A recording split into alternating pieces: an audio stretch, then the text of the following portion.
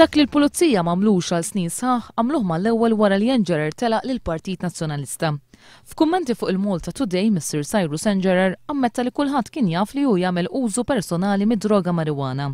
Iżda kien biss fil-jiem li għaddew eżatt wara li Cyrus Engerer mexa mill-Partit Nazzjonalista l-Partit Laburista li l-pulizija ddeċidiet li tieħu passi kontri. 3 pulizija marru fil-bar li missieru għandu f'Taslima.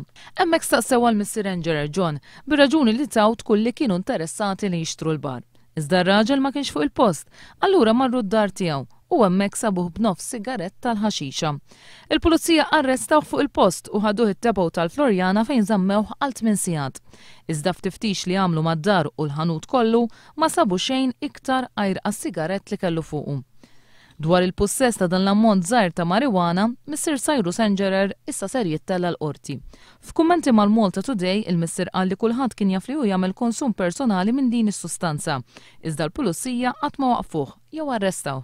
Għaliex jafu li hu jagħmel distinzjoni serja bejn il-marijuana li jaqbel li ssir legali u drogi ħafna aktar perikolużi.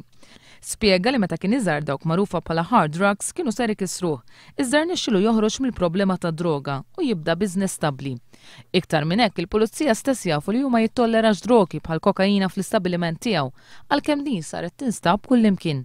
Jispjega li hu anke prova jaqta' l-użu tal-marijuana meta ibnu daħal fil-politika għaliex ma rridx li dan jintuża kontrih.